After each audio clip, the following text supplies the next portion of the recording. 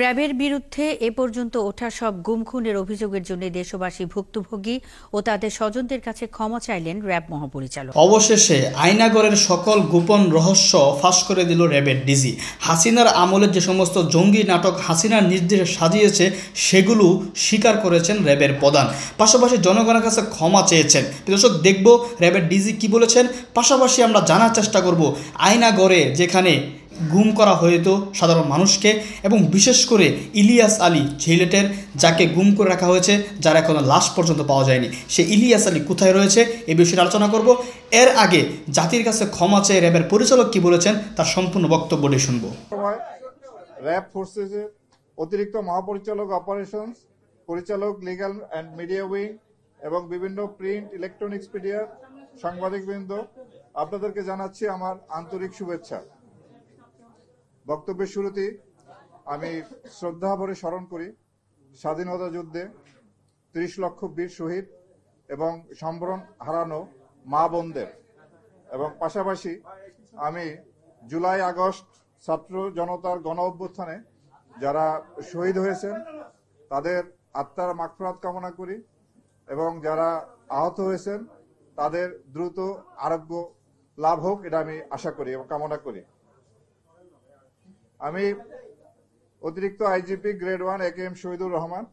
আপনারা জানেন যে গত 8ই আগস্ট আমি র্যাবের ডিজির দায়িত্বভার গ্রহণ করি। আমি বিসিএস 12তম ব্যাচের সদস্য, এবং আমি 1991 সনের 20 জানুয়ারিতে পুলিশ বিভাগে যোগদান করি, এবং অদ্যাবধি প্রায় 33 বছর অধিক সময় ধরে আমি এই বিভাগে কর্মরত আছি, এবং গত 8ই আগস্ট র্যাবের মহাপরিচালক হিসাবে আমি দায়িত্বভার গ্রহণ করি। প্রিয় সাংবাদিকবৃন্দ, আপনারা জানেন যে গত 5ই আগস্ট সরকার পতনের পরে যখন বাংলাদেশে পুলিশ বিভাগের বিভিন্ন র্যাঙ্কের সদস্য, পুলিশ হেডকোয়ার্টার্স, ডিএমপি, এই সদস্যরা তখন কর্মস্থলে ছিলেন না। তখন ওই সময় ঠিক কোনো সরকারও ছিল না। 6ই আগস্ট যখন আমি জানতে পারি যে পুলিশ লাইন রাজারবাগে সেখানে আমাদের পুলিশ সদস্যরা তারা এক ধরনের বিদ্রোহের মনোভাব পোষণ করে সেখানে অবস্থান করতেছিলেন, এবং এই ঢাকা সহ দেশের বিভিন্ন জায়গায় আমাদের যে আক্রান্ত থানা ফাঁড়িতে অনেক পুলিশ সদস্যদের লাশ পড়েছিল।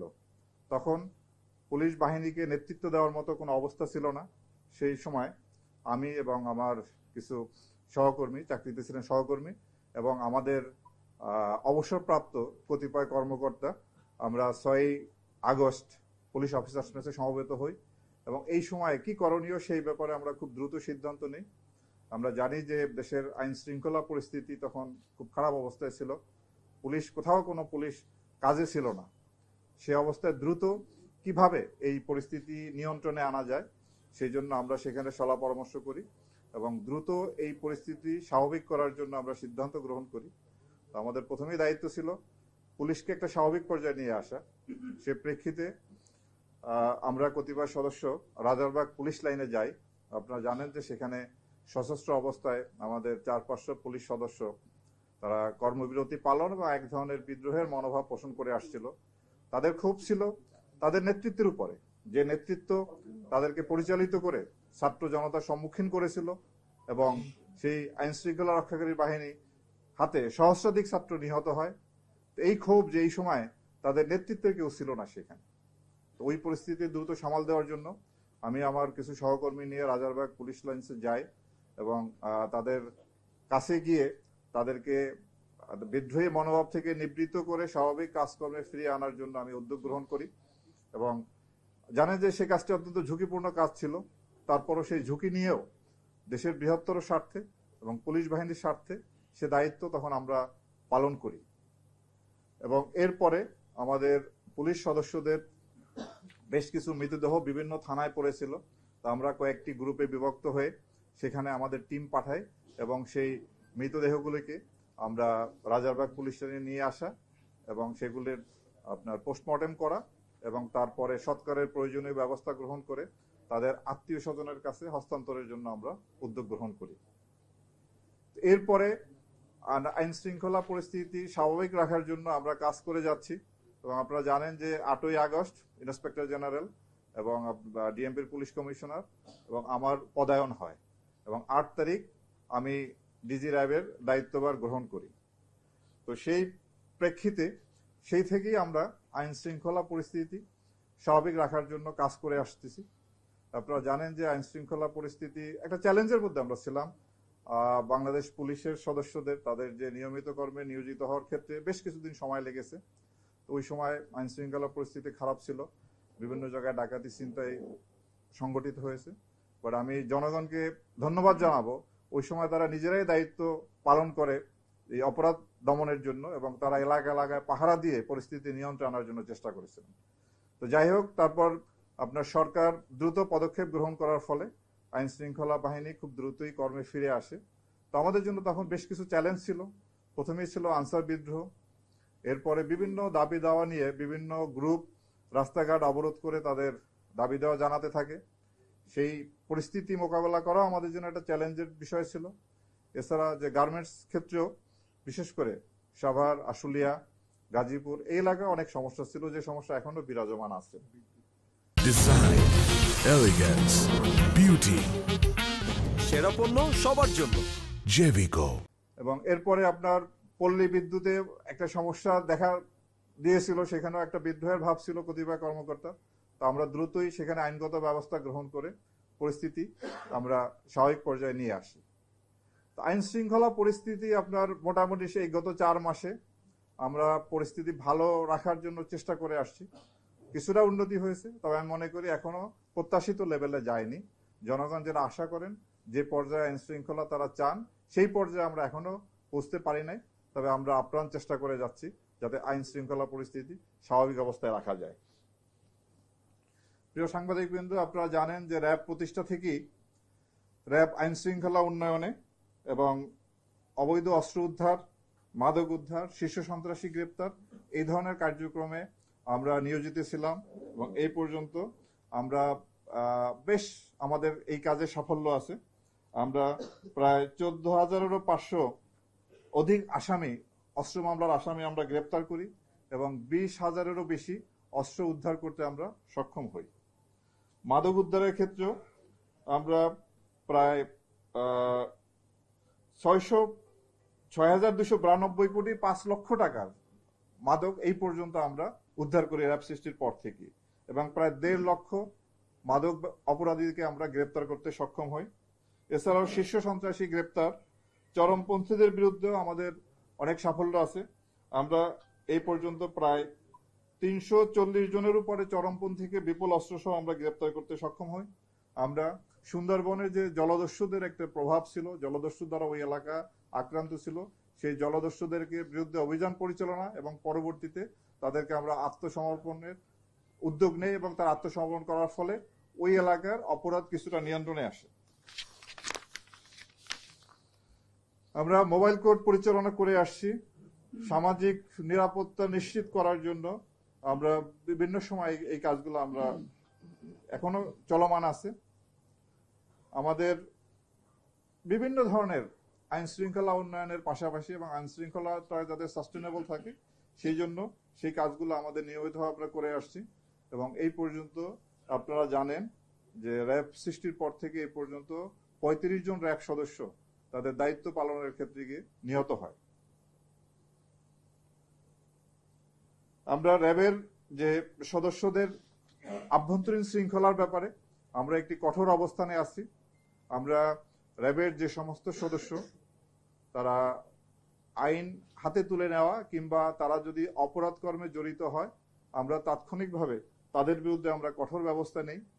এই পর্যন্ত প্রায় র্যাবের 58 জন কর্মকর্তা এবং 4,235 জন সদস্যকে শৃঙ্খলা ভঙ্গের জন্য অভিযুক্ত করে তাদের বিরুদ্ধে শাস্তিমূলক ব্যবস্থা নেওয়া হয়।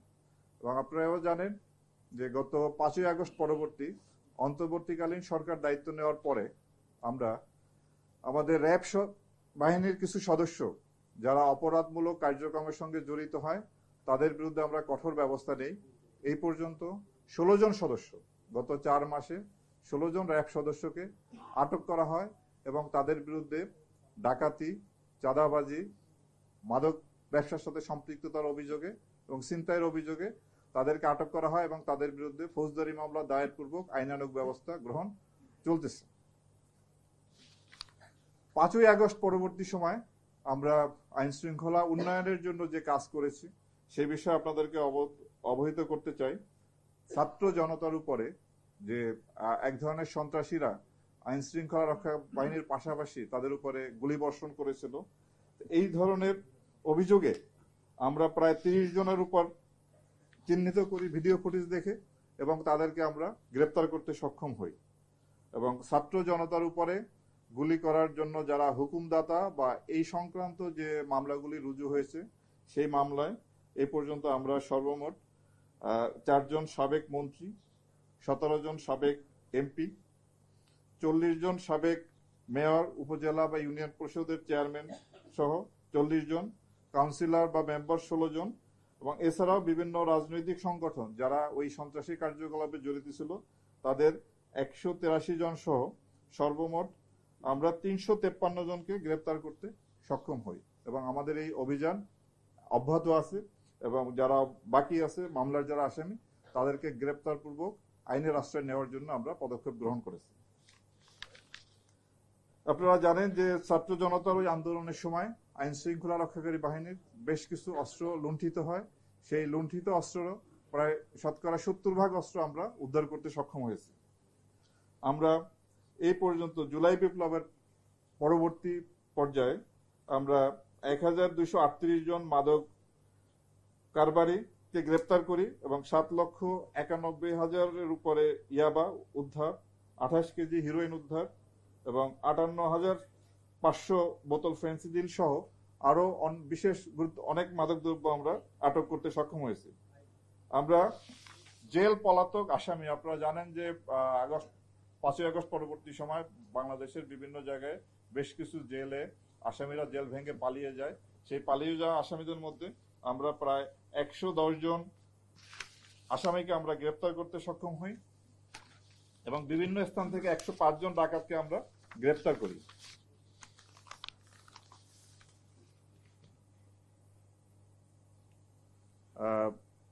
এছাড়াও আমাদের মানবিক কাজের মধ্যে আপনারা জানেন যে গত মাস 2 আগে যখন বাংলাদেশের কুমিল্লা, ফেনী সহ এই অঞ্চলে বন্যা তলিয়ে যায় তখন আমরা বন্যা দুর্গতকে হেলিকপ্টার দিয়ে তাদেরকে উদ্ধার করি এবং আমরা হেলিকপ্টারের মাধ্যমে সেখানে ত্রাণ তৎপরতা পরিচালনা করি।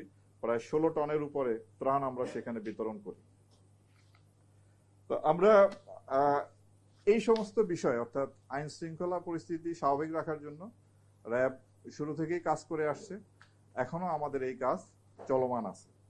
তা আমি আপনাদেরকে আশ্বস্ত করতে চাই র্যাব তার দায়িত্ব আন্তরিকতার সাথে নিষ্ঠার সাথে পালন করবে। তা আমরা জানি যে র্যাবের বিরুদ্ধে বেশ কিছু অভিযোগ আছে, গুম, খুন, তারপরে আপনার অপহরণ, এই ধরনের বেশ কিছু অভিযোগ আমাদের প্রতি আছে।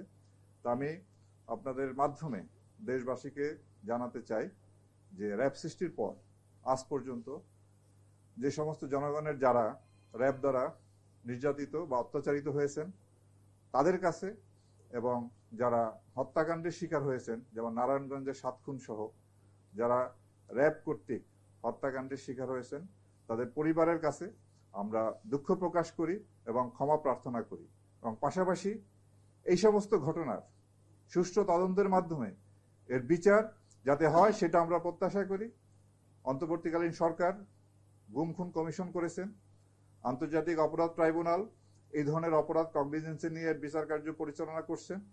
আমরা আশা করব সুষ্ঠু নিরপেক্ষ তদন্তের মাধ্যমে আমাদের বিরুদ্ধে যে অভিযোগ আছে তার সুষ্ঠু তদন্ত হবে এবং এর বিচার হবে এবং এইভাবেই আমাদের দায় মুক্তি সম্ভব। অন্য কোনোভাবেই আমরা এই দায় থেকে মুক্ত হতে পারবো না। কেবলমাত্র সুষ্ঠু তদন্ত এবং বিচারের মাধ্যমেই আমরা দায় মুক্ত হতে চাই।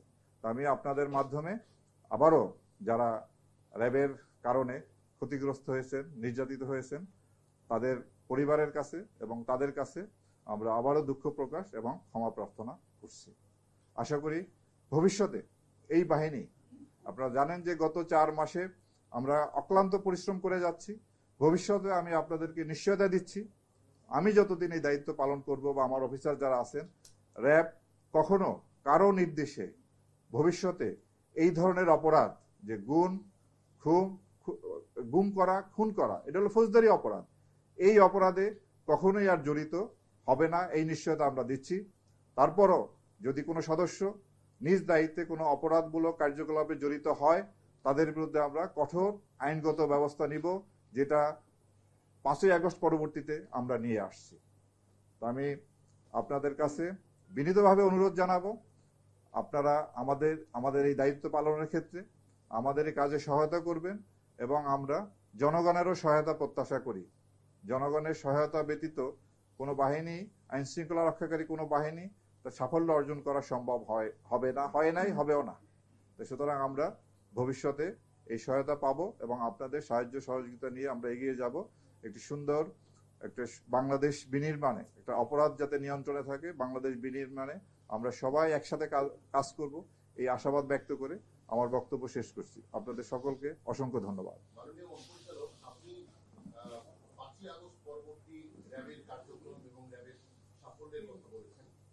ফ্যাসিবাদ বিরোধী আন্দোলন যখন চলছিল, তখন র্যাবের হেলিকপ্টার থেকে আন্দোলনকারীদের উপর সাউন্ড গ্রেনেড ছোড়া হয়েছে এবং টিয়ার গ্যাস ছোড়া হয়েছে, আপনি এবং গুলি করা হয়েছে।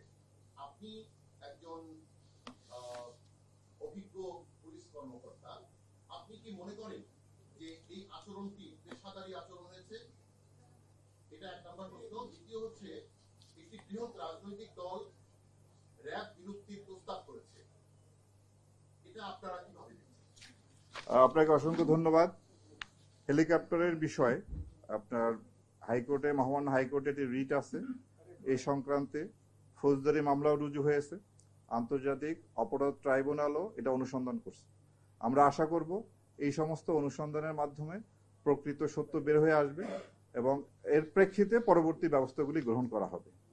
আর র্যাব বিলুপ্তির বিষয়ে আমি র্যাবে কর্মরত আছি, আমরা যতদিন দায়িত্বে পালন করব, র্যাবের আমাদের যে দায়িত্ব, সেই দায়িত্ব আমরা নিষ্ঠার সঙ্গে, আন্তরিকতার সঙ্গে পালন করব এবং এ ব্যাপারে সরকার যে সিদ্ধান্ত গ্রহণ করবে সেটাই শিরোধার্য। সরকারের সিদ্ধান্তের অপেক্ষা আমরা থাকবো।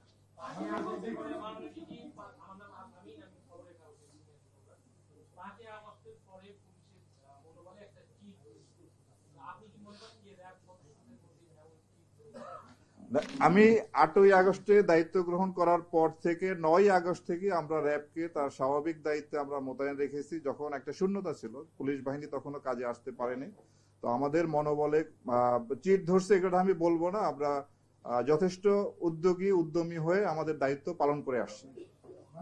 আমার একটি প্রশ্ন ছিল, সেটা হচ্ছে জুলাই অভ্যুত্থানের সময় হামলাকারী ও সরাসরি গুলি বর্ষণকারীদের ছবি বিভিন্ন সামাজিক যোগাযোগ মাধ্যমে কিন্তু অলরেডি স্পষ্ট হয়ে গেছে।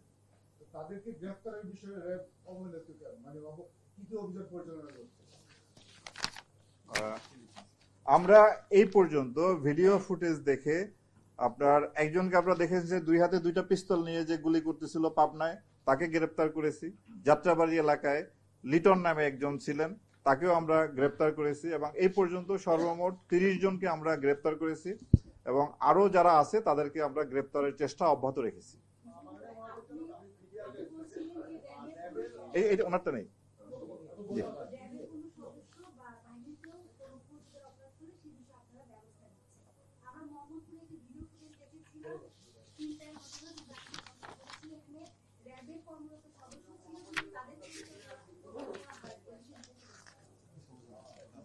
আমরা এই পর্যন্ত যে ছিনতাই, ডাকাতি, চাঁদাবাজির সাথে সম্পৃক্ত 16 জন র্যাব সদস্যকে আটক করে তাদের বিরুদ্ধে ফৌজদারি অভিযোগ আনয়ন করেছি এবং ভবিষ্যতেও কোনো সদস্য যদি এই ধরনের অপরাধের সাথে সম্পৃক্ত হয়, তাদের বিরুদ্ধে ফৌজদারি মামলা এবং পাশাপাশি বিভাগীয় মামলা দুইটি অব্যাহত থাকবে এবং আমরা এই বিষয়ে অত্যন্ত কঠোর অবস্থানে আছি।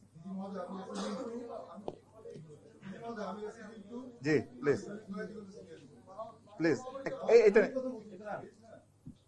বিগত 10 বছর সবচেয়ে আলোচিত হত্যাকাণ্ডের মধ্যে রয়েছে, তার মধ্যে তোকে হত্যা মামলা। র্যাব দীর্ঘদিন তদন্ত করে এর কোনো সমাধান করতে পারেনি। সেক্ষেত্রে আপনার জি আমি তকি হত্যা মামলায় আপনার এই পর্যন্ত আমরা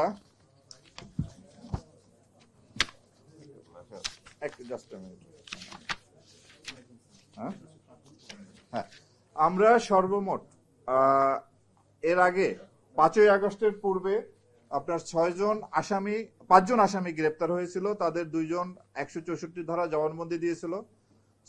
5ই আগস্টের পরবর্তীতে আমরা আরো 6 জনকে গ্রেপ্তার করি এবং এর মধ্যে একজন 164 ধারা জবানবন্দি দিয়েছে। এই মামলার তদন্তে যথেষ্ট অগ্রগতি আছে এবং আমরা এই মামলার তদন্ত দ্রুত সম্পন্ন করে আইনগত ব্যবস্থা গ্রহণ করতে সক্ষম হব। প্লিজ। হ্যাঁ,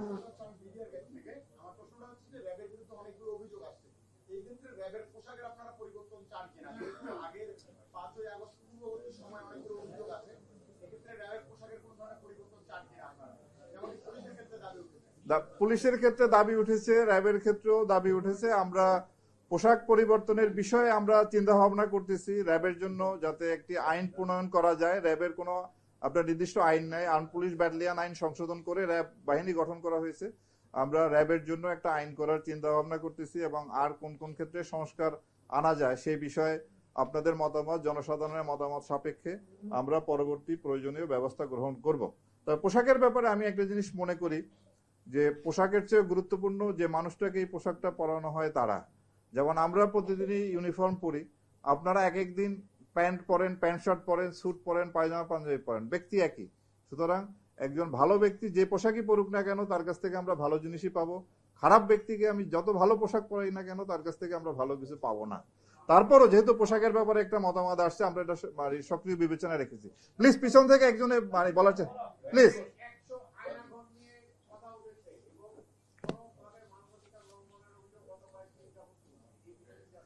আপনার যত ধরনের অভিযোগ আছে, আপনার গুমের বিষয়, খুনের বিষয়, আয়নাঘর বিষয়, এটা গুম খুন কমিশন এটা তদন্ত করতেছেন। আমরা তাদেরকে সার্বিকভাবে সেই তদন্তে সহায়তা করছি এবং আমরা আশা করব এই তদন্তের ফলাফলের ভিত্তিতে একটা আইনগত ব্যবস্থা নেওয়া হবে। র্যাবে যে আয়নাঘরের যে বিষয়টা এসেছে সেটা আপনার এটা তো ছিল, আছে, এবং কমিশন আমাদেরকে নির্দেশ দিয়েছেন যে যে যা অবস্থায় আছে ওই অবস্থায় রাখার জন্য, কোথাও এখন কোন রকম যেন কোনো পরিবর্তন না করা হয়। অ্যাকর্ডিংলি আমরা ঠিক ওইভাবেই রেখেছি যা যেভাবে ছিল অতীতে। একটু পিছিয়ে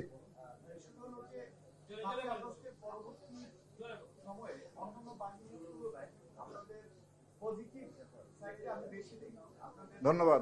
জি,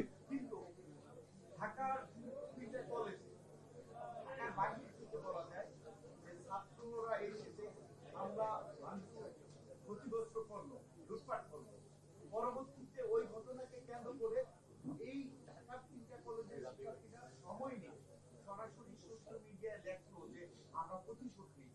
তো এই যে দীর্ঘ 2 দিনের একটা সময়, এর ভিতরে আপনাদের ইন্টেলিজেন্স বা ডিপার্টমেন্ট কেন সক্রিয় ছিল না? কেন পরবর্তীতে এই যে ক্ষয়ক্ষতি হলো 100 কোটি টাকার সম্পদ, এই ক্ষেত্রে আপনাদের ব্যর্থতা? আপনার আইন শৃঙ্খলা রক্ষার ক্ষেত্রে আপনার আগস্ট পরবর্তী পরিস্থিতিতে আপনারা জানেন যে এখানে আইন শৃঙ্খলা রক্ষার ক্ষেত্রে আমরা যথেষ্ট সতর্ক অবস্থায় থাকি এবং যাতে কোনো রকম কোনো ক্যাজুয়ালিটি না হয় সেদিকে আমাদের একটা দৃষ্টি থাকে।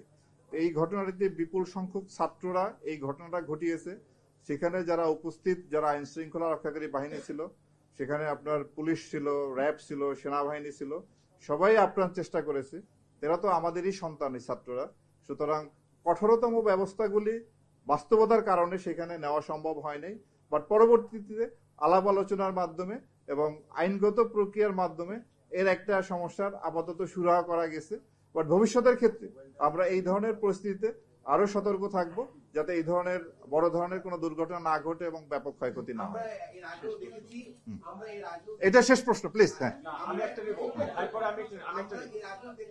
পুলিশের সাথে র্যাবের আসামি ধরা নিয়ে এক ধরনের প্রতিযোগিতা ছিল, সেটি এখন কমেছে। তারপরও সম্প্রতি একটি ঘটনা র্যাবকে আরো ভিন্ন জায়গায় নিয়ে গেছে, বিশেষ করে বগুড়ার যে ঘটনাটি, মাকে হত্যার দায়ে ছেলেকে অনুমান নির্ভর গ্রেফতার, তাকে রিমান্ডে নেওয়া, এই বিষয়গুলো আপনি থাকার পরে তো চেঞ্জ হচ্ছে না। না, এটি আপনার জানেন যে কাজ করতে গেলে কিছু ভুলভ্রান্তি হয়। তো আমরা এই কাজ না করলে ভুল হয় না, বাট কাজ করতে গেলে ভুল ভ্রান্তির সম্ভাবনা থাকে। তো এই ক্ষেত্রে যাতে ভুল ভ্রান্তি ভবিষ্যতে না হয় সেই ক্ষেত্রে আমরা সতর্ক থাকব। এবং বগুড়ার ওই ঘটনায় সে পেশাদারিত্বের পরিচয় না দেওয়ার কারণে ওই অফিসার, এটা তদন্ত চলতেছে, এর উপর আমরা তদন্ত করতেছি এবং তদন্ত পরে আমরা পরবর্তী ব্যবস্থা গ্রহণ করবো। আমার সর্বশেষ প্রশ্ন আমি যেটা জানতে চাই, জি, আমরা বিভিন্ন সময় সমস্ত গণমাধ্যম কর্মীরা আপনাদের যে কোনো ব্রিফিং হোক সর্বক্ষেত্রে কিন্তু আমরা এসে হাজির হই, আপনাদের কথাগুলো মানুষের সামনে তুলে ধরি। কিন্তু প্রেক্ষাপট হলো একটা যে আজ পর্যন্ত আইনশৃঙ্খলা বাহিনীর পক্ষ থেকে এই গণমাধ্যম কর্মীরা যে বিভিন্ন জায়গায় নিউজ কালেকশন করতে, ইনভেস্টিগেশন রিপোর্ট করতে গিয়ে যে হ্যাসেলের শিকার হয়, সেক্ষেত্রে আপনার অবস্থানটা কি থাকবে আপনি যোগদানের পর থেকে? আমরা অবশ্যই গণমাধ্যম কর্মী যারা আছেন, এবং সাংবাদিকতা একটা মহান পেশা, এবং একটি গণতান্ত্রিক দেশে সাংবাদিকরা যদি সুষ্ঠুভাবে ভয়ভীতির ঊর্ধ্বে থেকে কাজ করতে না পারেন তাহলে সেই দেশের গণতন্ত্রের কোয়ালিটি নিয়ে প্রশ্ন থেকে যায়। তা আমরা আশা করব আমাদের সাংবাদিক বন্ধুরা ভয়ভীতির ঊর্ধ্বে থেকে আপনাদের পেশাগত দায়িত্ব পালন করবেন, এবং আপনাদের নিরাপত্তার জন্য আমরা সর্বাত্মক এবং সর্বোচ্চ অগ্রাধিকার দিব এবং প্রয়োজনীয় ব্যবস্থা গ্রহণ করব। পিছনে পিছনে একজন হ্যাঁ বলেন।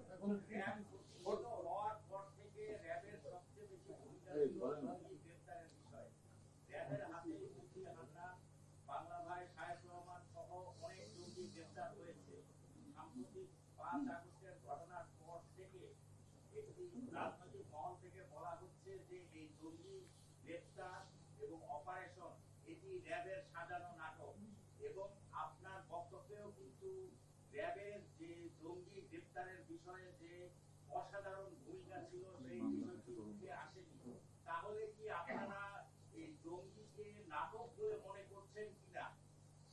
আমরা আমাদের দেশে জঙ্গিদের তৎপরতা ছিল, এটা আমরা দেখেছি। র্যাবও সেই ক্ষেত্রে কার্যকর ব্যবস্থা গ্রহণ করছে। ভবিষ্যতেও যাতে কোনরূপ জঙ্গি তৎপরতা এই দেশের বিস্তার লাভ করতে না পারে সেজন্য আমরা সচেষ্ট আছি এবং কাজ করে যাচ্ছি। ধন্যবাদ আপনাদের সকলকে।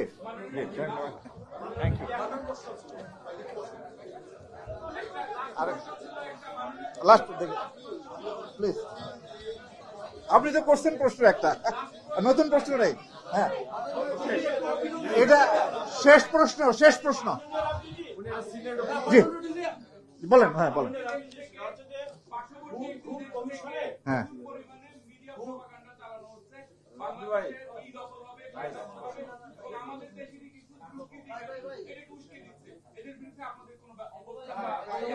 বলেন, আপনি বলেন। জি হ্যাঁ প্লিজ। অপরাধ ট্রাইব্যুনালে এখন পর্যন্ত যে অভিযোগগুলো জমা করেছে এর অধিকাংশগুলো হচ্ছে র্যাব সদস্যদের বিরুদ্ধে। ভুল কমিশনও যে অভিযোগগুলো আসছে ম্যাক্সিমামগুলো র্যাব সদস্যদের বিরুদ্ধে। তো এই তদন্তের ক্ষেত্রে ট্রাইব্যুনাল এবং কমিশন যদি র্যাবের কোন সহযোগিতা চায় তদন্তের ক্ষেত্রে আপনারা সেটা করবেন কিনা? দ্বিতীয়ত হচ্ছে 5 আগস্টের ঘটনায় পুলিশের মতো র্যাবেরও অনেক অস্ত্র লুণ্ঠিত হয়েছে, আপনারা কি পরিমাণ অস্ত্র লুণ্ঠিত হয়েছিল এবং কি পরিমাণ অস্ত্র? আমাদের 100 সক্ষমতা না থাকার কারণে আপনারা এরই মধ্যে প্রমাণ করেছেন যে সাগররুনি হত্যা মামলা তদন্ত আপনাদের সক্ষমতা নেই। তাহলে আপনারা কেন এই মামলাটা আদালতকে জানাচ্ছেন না? আমি আগে আপনারটা দিয়ে শেষ করি, শুরু করি আপনার প্রশ্ন দিয়ে। আপনার প্রশ্নটা ছিল 100, আমাদের 168টি অস্ত্র লুণ্ঠিত হয়, এর মধ্যে আমরা 90টি অস্ত্র উদ্ধার করতে সক্ষম হই, আর 12,000 অ্যামিনিশন আমাদের লুণ্ঠিত হয়, 7,000 আমরা উদ্ধার করেছি। বাকি অস্ত্র এবং অ্যামিনিশন উদ্ধারের জন্য আমাদের প্রক্রিয়া অব্যাহত আছে। আর এছাড়া এর বাইরে পুলিশেরও আমরা বেশ কিছু অস্ত্র উদ্ধার করেছি। সাগররুনির মামলার বিষয়ে এটি একটি গুরুত্বপূর্ণ মামলা। এই মামলার তদন্তে আশানুরূপ ফল এখানে না হওয়ার ফলে আমরা এটা আদালতকে অবহিত করি। আদালত এই মামলা তদন্তের জন্য একটি উচ্চতর কমিটি গঠন করে দিয়েছে। এখন ওই কমিটি এই মামলার তদারকি করছে এবং আশা করি এখানে আমরা ভালো সফলতা পাবো। কমিশনে আমরা আইনত বাধ্য এই ধরনের কমিশন বা আদালতকে বা যে কোনো ধরনের এই ধরনের আদালত এবং আইনের যে নির্দেশ সেটা আমরা মানতে বাধ্য, এবং আমরা সর্বাত্মকভাবে আমরা নিজেরাও চাইবো যে এই বিষয়গুলি, এই অপরাধগুলির সুষ্ঠু তদন্ত এবং বিচার হোক এবং আমরা আপনার কমিশন এবং ট্রাইব্যুনালকে সর্বাত্মকভাবে আমরা সহায়তা করব। আপনাদের অসংখ্য ধন্যবাদ এখানে উপস্থিত হওয়ার জন্য। দর্শক আলোচনা শুনেছেন, তিনি ক্ষমা চাচ্ছেন, বলছেন যে আমাদের দিয়ে এই সমস্ত অপকর্মগুলো করানো হয়েছে এবং আয়নাঘর যে আছে সেটা তিনি স্বীকার করেছেন যে আয়নাঘরে মানুষকে নির্যাতন করা হতো, গুম করে রাখা হতো। এমন ইলিয়াস আলীর মতো অনেকে আছেন যাদের হদিস আমরা জানি না, তারা কোথায় আছে, আদৌ জীবিত নাকি মৃত, যদি মৃত থাকে কোথায় তাদের কবর হয়েছে কিছুই জানা নেই। তো যেহেতু তারা স্বীকার করেছে আয়নাঘরের কথা, আয়নাঘর ছিল, তাহলে তাদেরকে জিজ্ঞাসা করা উচিত। আমি জানি না বিএনপি এই বিষয় নিয়ে কেন তারা তৎপর নয়, কেন তারা উদাসীন এই বিষয় নিয়ে, তারা কেন সরকারের কাছে এই গুম হওয়া ব্যক্তিদের খোঁজ চাচ্ছে না এবং দ্রুত কেন চাচ্ছে না, কোথায় আছে, কিভাবে আছে, একটা জাতির কাছে জানান দেওয়া দরকার। তাদেরকে মেরে ফেলা হয়েছে, সরকারের কাছ থেকে টেস্টমেন্ট আসা দরকার, কারণ হয়তোবা তার পরিবারও এখনও আশায় আছে। নাকি আমরা ধরে নিব যে সাংবাদিক এই সিলেটের ইলিয়াস আলী তিনি জীবিত আছেন, হয়তোবা রাজনৈতিক কারণে তাকে সব কিছু থেকে আড়াল করে রেখেছে বিএনপি বা এরকম কিছু, আমরা কি মনে করতে পারি? তারা না হলে বিএনপি কেন এই বিষয়ে সোচ্চার হচ্ছে না বা সোচ্চার হচ্ছে না? আমরা জানতে চাই যে ইলিয়াস আলী সহ যাদের এখনও পর্যন্ত লাশ পাওয়া যায়নি তারা কোথায় আছে, কিভাবে আছে, এগুলো নিয়ে একটি রিপোর্ট বা সরকারের পক্ষ থেকে একটা স্টেটমেন্ট দেওয়া দরকার। তাহলে হয়তোবা তার পরিবার জানতে পারবে যে আমাদের ইলিয়াস আলী আর নেই।